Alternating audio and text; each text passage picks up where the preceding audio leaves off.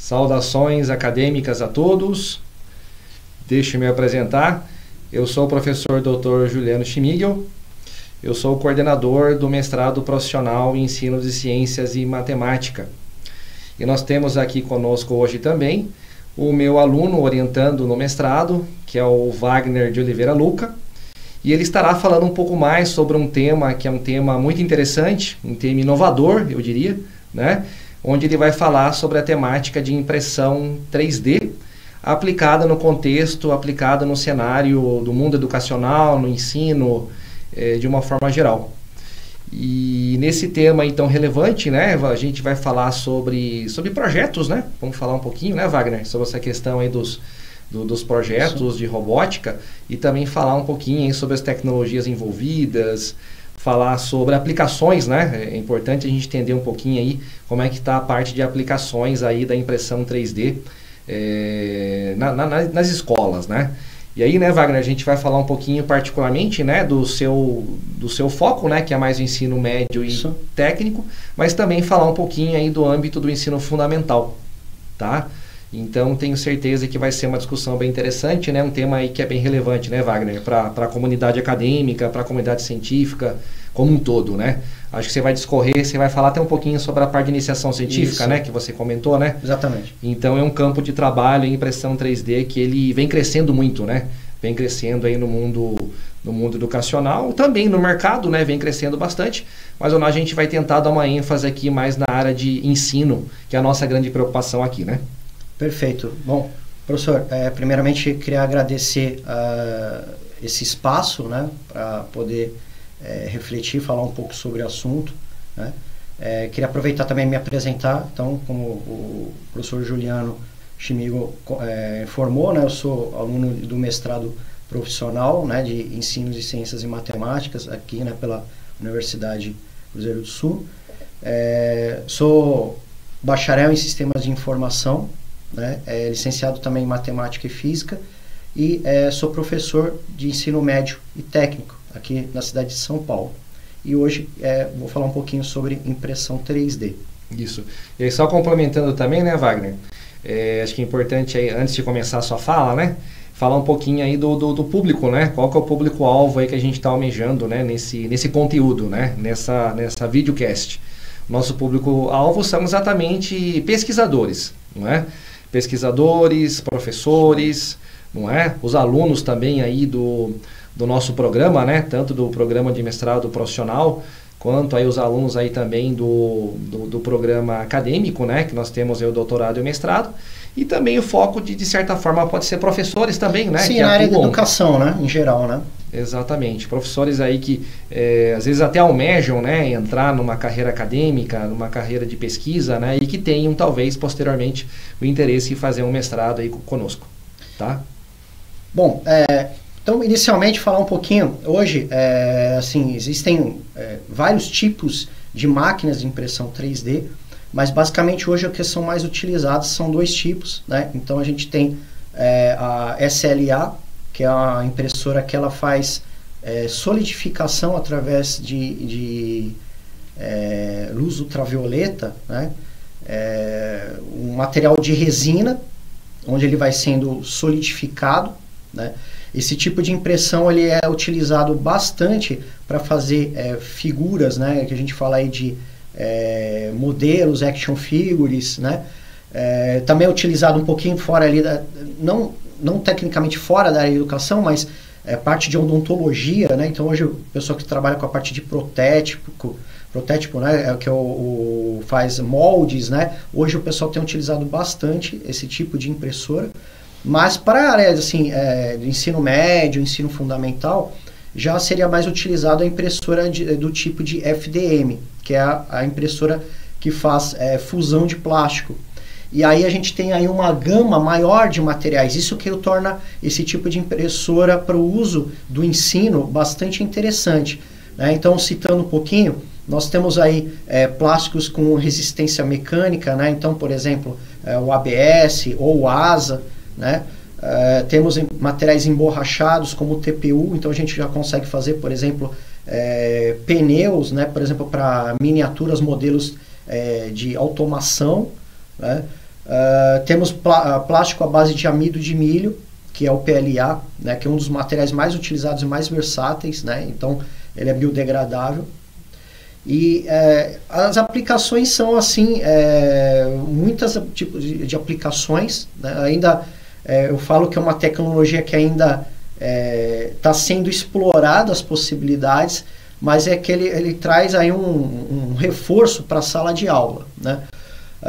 Pode ser utilizado, por exemplo, no ensino infantil, né, a gente pode utilizar para trabalhar, por exemplo, peças de encaixe, então para a gente trabalhar um pouquinho essa questão de coordenação das crianças, né, empilhamento, conceitos de empilhamento, né, formas geométricas, cores, texturas. Então geralmente a gente associa, professor, essa tecnologia só mais ao público de alunos, por exemplo, do ensino médio ou do ensino técnico. Mas, na verdade, pode ser aplicado... Para qualquer nível de ensino. Qualquer nível de ensino. Então, por exemplo, desde o ensino infantil... Inclusive no nível superior, dá para pensar em projetos também. Também. Então, assim, o meu foco maior, né, a minha experiência maior é estar no ensino médio, né, e técnico, mas geralmente é mais associado a esse nível, a esse público, né, que é o ensino médio técnico e nível superior. Posso abrir um parênteses? Sim, pois não. Uma pergunta, na verdade, Wagner. Essa tecnologia aí, ela é uma tecnologia que ela é muito cara, porque muita gente está falando de uma escola, né, que às vezes tem a questão da infraestrutura, né, qual que é a infraestrutura necessária para você poder viabilizar um projeto desse tipo, né. Aí você falou que tem os materiais, né, os tipos de materiais que podem ser usados, né. Sim. Tem alguns materiais que são mais acessíveis, às vezes para você pensar numa realidade mais escolar, ou não? Como é que funciona? Então tem, na verdade, assim, a impressora como equipamento de precisão, né, ele demanda ali um pouco, às vezes, de manutenção, né. Antigamente era extremamente caro, então a gente pegava ali uma impressora, ela poderia custar aí 20, 30 mil reais, né. Hoje a gente tem impressoras de entrada que custam aí em torno de 1.500 a 2.500 reais, né? Então algo aí que não é tão fora da realidade, né? Eu até costumo brincar às vezes com meus alunos que questionam e perguntam, né? Falar, professor, é muito caro, não, né, um equipamento desse? Falar, tem console de videogame, né, que os jovens compram que é muito mais caro do que uma impressora 3D. Verdade, né? Com certeza. Né? Questão de insumo, né, a gente tem aí geralmente o PLA, que é um material à base de amido de milho, mas não se engane, ele tem uma boa resistência. Eu até trouxe um modelo aqui, né, para mostrar, né? Então foi feita essa figura aqui, né, esse robô aqui totalmente articulado, né, então você pode trabalhar aqui alguns conceitos, né, de anatomia, de ciências, né, química, né, envolve aí, né, até questão de química, questão de polímeros, né, que é conteúdo do ensino médio, né. É isso que eu até abri o parênteses aí com você, Wagner. A gente acaba trabalhando vários conceitos aí, né, para poder produzir um artefato desse tipo, né. Sim. Aí envolve matemática, né? Envolve a parte da tecnologia, né? Que é essencial, é básica, mas envolve física também, né? Mecânica, movimentos, né? A gente pode trabalhar aqui, por exemplo, uma figura dessa aqui, questão de ponto de equilíbrio, né? Enfim, né? Questão de alavanca, né? Em relação, nosso braço aqui basicamente é uma alavanca, né? Então, vários conceitos, né? Que a gente aprende na escola. E trazer isso do abstrato para o concreto, para o aluno, né? Inclusive, você falou no começo, né? A gente estava fazendo uma conversa aqui, né? Nos bastidores, né?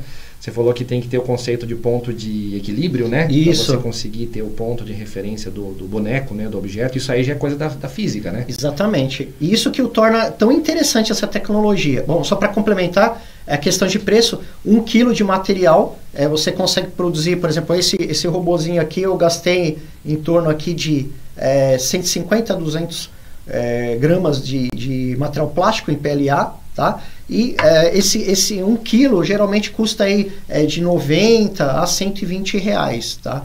Esse material. Então dá para produzir bastante coisa. E é isso que torna então interessante, porque você pode fazer projetos, né? Eu acho que o legal, bacana é você construir projetos com alunos, né? Então, por exemplo, produzir uma turbina eólica, né? Ou na faculdade o pessoal que faz engenharia, né? Poder fazer projetos e transformar em realidade, né? Com um equipamento desse tipo.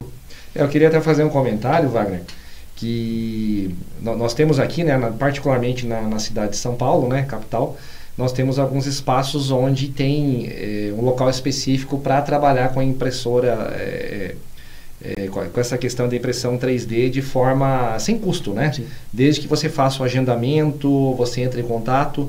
Por exemplo, no caso aqui no Centro Cultural, se não me engano, aqui no bairro aqui na própria Avenida Vergueiro, né? Próximo aqui do nosso Campus da Liberdade, quando a gente tem aqui o programa de mestrado, eles têm um espaço específico lá que é chamado de Fab Labs, que ele é vinculado à prefeitura, né? Ele é vinculado a iniciativas da prefeitura aqui da cidade de São Paulo, onde os alunos, né, os interessados, eles podem reservar o espaço, né? Entrar em contato e utilizar a impressora 3D para desenvolver um projeto, para fazer uma impressão, criar alguns pilotos, né? E entrar em contato um pouquinho com esses conceitos aí tão inovadores, né, da área de impressão 3D. Então vale a pena, né? Às vezes para quem não tem muito acesso, tem essa possibilidade dos Fab Labs que ficam dentro de alguns centros culturais aqui dentro da capital, em São Paulo. Inclusive até, só fechando, Wagner, teve uma oportunidade, né, que eu ministrei uma matéria aqui no mestrado, que era uma matéria denominada de espaços não formais de aprendizagem, que o objetivo era exatamente visitar esses espaços além da sala de aula. E eu tive a oportunidade de levar os alunos aqui do mestrado para conhecer o espaço que fica bem próximo aqui do Campus da Liberdade.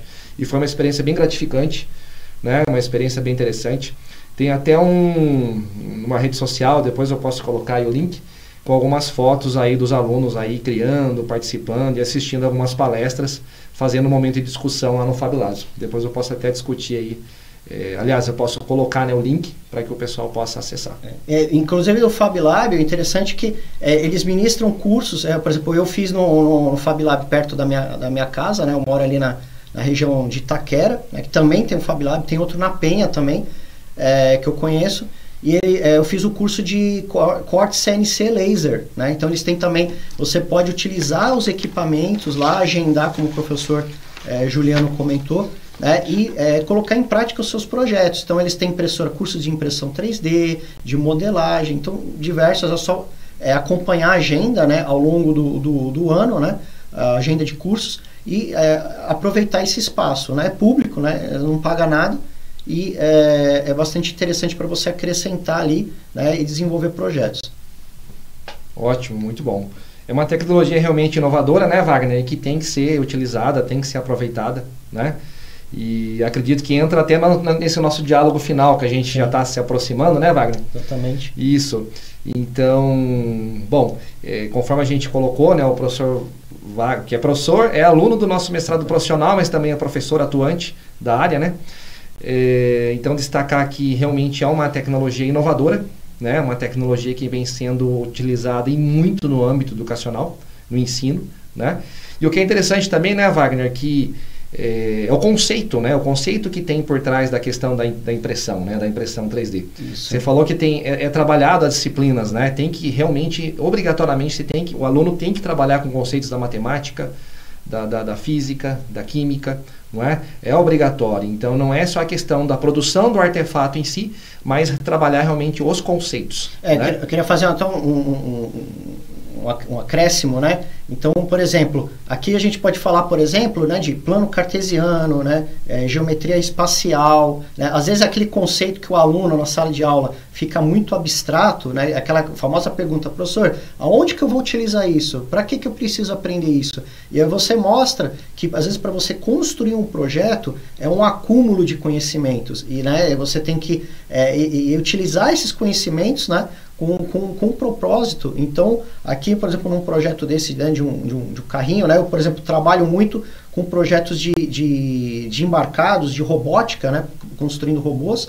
Ali você consegue trabalhar, então, física, mecânica, né, ondulatória, né, elétrica, princípios de elétrica, né, que muitos que o aluno ali fica, né, naquele conceito só teórico, ele acaba... até a postura dele como aluno, ele acaba interagindo, ele acaba instigando, né? Você acaba estimulando a curiosidade do aluno, né? Quando ele começa a ver que ele consegue produzir, né?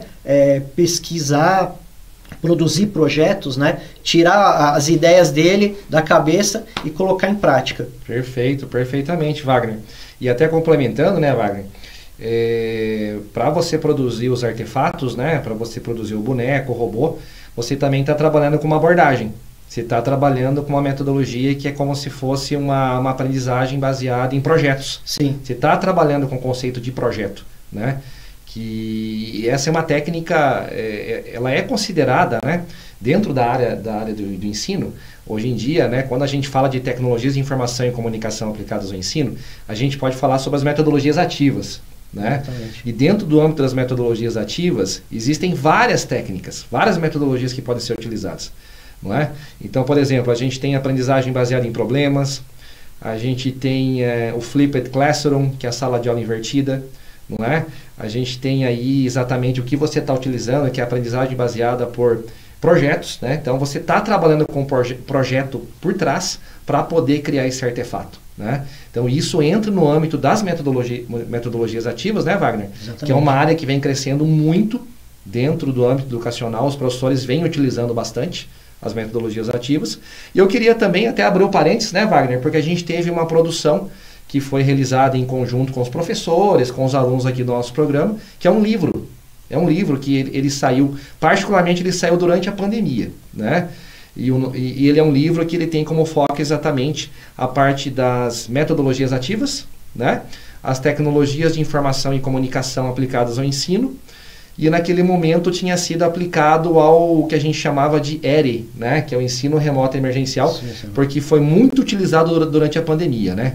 Mas essas metodologias elas deram tão certo que elas ultrapassaram a barreira da pandemia e hoje em dia os pesquisadores vêm usando muitas metodologias ativas. Então tem esse livro aí, né, Wagner? Que é uma literatura interessante, né? Que ela foi publicada junto à editora Ciência Moderna do Rio de Janeiro, na época da pandemia, mas é um livro que aí está à disposição, né? Depois a gente vai deixar o link, né, Wagner, Sim, também na descrição importante. do vídeo. Isso, vamos deixar o link aqui na descrição do vídeo para quem se interessar, quiser conhecer um pouquinho mais dessa obra. Tá bom? Queria agradecer, então, muito obrigado pelo espaço. Queria agradecer novamente aí o Wagner pela excelente apresentação que ele fez aí de um tema tão inovador, um tema interessante, né? Tenho certeza que vai fomentar tanto a sua pesquisa, né, Wagner, quanto a pesquisa de outros pesquisadores que virão aí pela frente, tá? Então agradecer demais aí por vocês terem acompanhado, né, terem investido um tempo, né, para assistir a gente aí, né, Wagner? Esperamos contar com vocês nos próximos conteúdos, nos próximos vídeos. Muito obrigado, pessoal, e até a próxima. Tchau!